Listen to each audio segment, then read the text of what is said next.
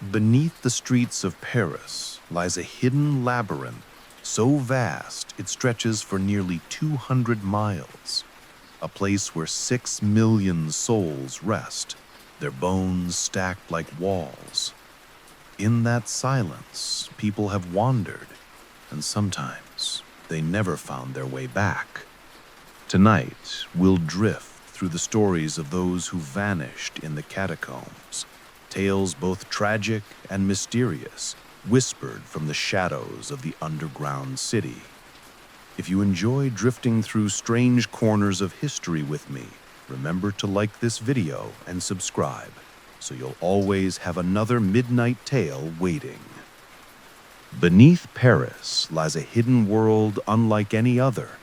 The catacombs stretch for miles upon miles, some say as many as 200, a honeycomb of stone where silence rules. 6 million souls rest there, their bones stacked neatly in walls that stretch into the darkness. Skulls, femurs, ribs, and vertebrae, the architecture of the dead. The catacombs were born in the late 1700s when the city's cemeteries overflowed. Churchyards brimmed with centuries of the dead, and the living complained of disease, smells, and groundwater spoiled by decay. The solution was stark but effective.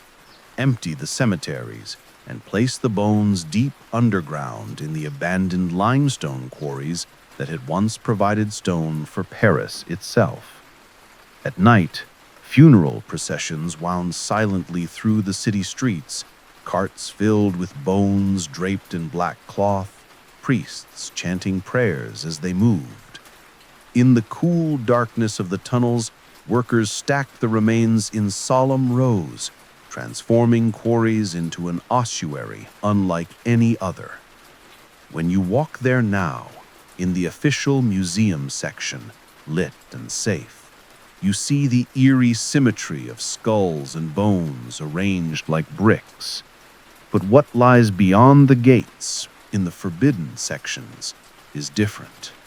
There, the tunnels twist endlessly, rough-hewn and unmarked, plunging into blackness. Without light, there is no sense of direction, no sound but the echo of your own movements.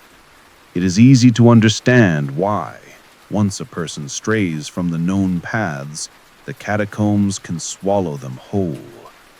The first and most famous victim of the catacombs labyrinth was Philibert Asper. He was 61, a doorkeeper at the Val-de-Grâce hospital.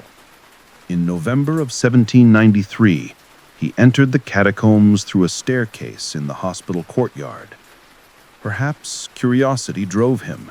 Perhaps it was the promise of a secret stash of liquor, rumored to be hidden in the tunnels. We will never know for certain. Asper carried only a lantern. At first, he would have walked with confidence, one step after another, into the silence. But somewhere deep inside, the path split. He must have wandered too far. Perhaps his light dimmed, the flame struggling for air, and then, in one terrible moment, it went out. Imagine the blackness then, the complete erasure of vision. Asper had only the sound of his own breath, the feel of cold stone walls, and the endless silence pressing in. He groped his way forward, but the tunnels only led him in circles. He died alone in that subterranean night, lost among the bones of millions. When searchers finally discovered his skeleton 11 years later, they found him near an exit. Only a few steps stood between him and salvation. He was so close, and yet so impossibly far. His remains were buried where they were found, and a gravestone was placed in the tunnel, still hidden from the public path. Over the centuries, Asper's story became a legend. Catacombs explorers whisper that his spirit still lingers, guiding lost wanderers, a ghostly lantern in the dark. Whether true or not, His fate has become a symbol of the catacombs. Beautiful, tragic, and deeply unsettling. 2 centuries later, a different kind of story emerged. One captured not by word of mouth, but by videotape. In the early 1990s, urban explorers roaming the forbidden catacombs found an abandoned camcorder. Its battery was long dead, but inside was a tape. When they played it back, they were startled by what they saw. The footage begins calmly enough.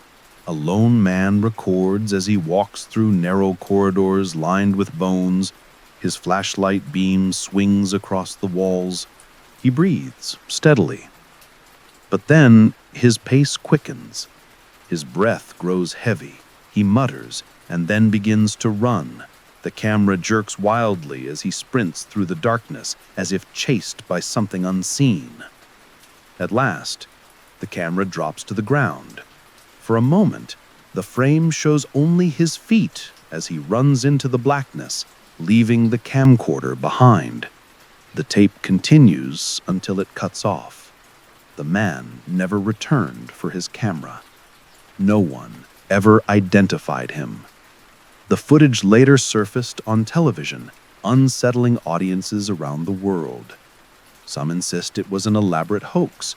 Others believe it shows the final moments of a man who lost himself to panic in the catacombs.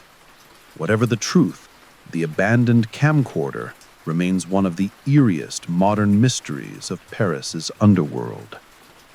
In the spring of 2011, a group of young friends decided to chase a thrill beneath Paris. They slipped past the forbidden gates and descended into the catacombs, laughter echoing in the darkness. For a while, it was an adventure, daring, secret, almost playful. But soon, the maze began to close around them. Somewhere deep inside, the group became disoriented. The air pressed heavy, the tunnels split again and again, and the certainty of direction faded. 2 of the friends eventually stumbled their way back to the surface, but 3 others did not. Hours passed, then a day. The 3 wandered without light, their flashlights dimming. Panic must have taken hold, but desperation can bring strange clarity. They began tearing paper scraps, leaving handwritten notes at the junctions. On them, they scrawled that they were lost, marking the direction they were heading. Above ground, their missing status was reported, and rescue teams entered the catacombs. Paris has special units of police and firefighters trained for such searches. They know the danger, the endless looping passages, the chill that weakens the body. As they combed the tunnels, they came across the scraps of paper, messages left like breadcrumbs. Following the trail, the rescuers finally heard faint voices echoing through the dark. After nearly 2 days underground, the 3 friends were found, thirsty, exhausted, but alive. The catacombs had nearly claimed them, but their quick thinking had saved their lives.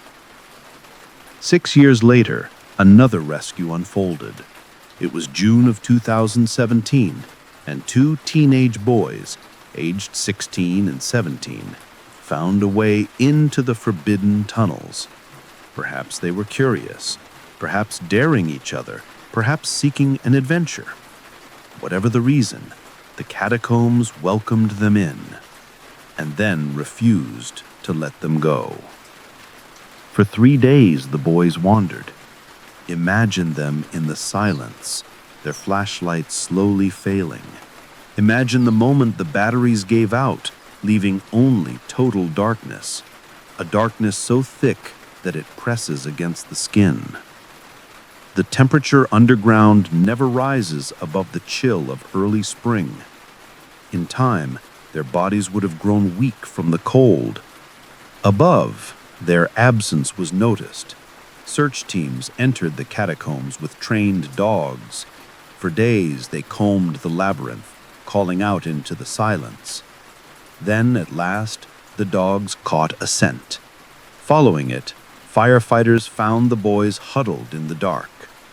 They were alive, but cold, suffering from hypothermia after 72 hours underground.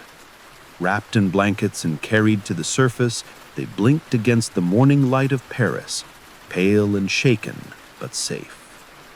The catacombs had held them captive for 3 long days, yet somehow released them again. When you listen to these stories together, the doorkeeper of 1893, the lost man with the camcorder, the partygoers of 2011, the teenagers of 2017, a picture forms. The catacombs are more than stone and bones. They're a test of human senses, of fear, of time. Without light, the tunnels dissolve direction. Without sound, the mind fills silence with whispers. For centuries, this labyrinth has swallowed the curious and the reckless, spitting out only a few with stories to tell. Some explorers say the catacombs feel alive, as if the weight of 6 million souls lingers there, watching, waiting. Perhaps that is why so many who wander too far speak of strange feelings, of unseen presences, of voices that seem to echo from nowhere. Perhaps it is only the mind unraveling in the dark, or perhaps the catacombs remember. Above, Paris glitters with lights, cafes, and music. But below, another city stretches silently. A city of bones, a city of shadows, a city where one wrong turn can mean never coming home. And now, as the night deepens and you settle into rest, think of those who wandered there. Philibert Asper, who lay down only steps from safety. The unknown man who left behind a tape of fear. The young friends saved by scraps of paper. The teenagers who shivered 3 days in darkness. Their stories are strange, haunting, and endlessly captivating.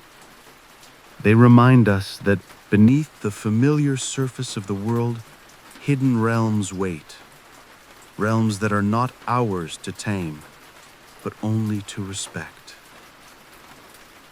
The story fades here, but the night still holds countless secrets. Subscribe, and I'll be here to share them with you when darkness falls again. Sweet dreams.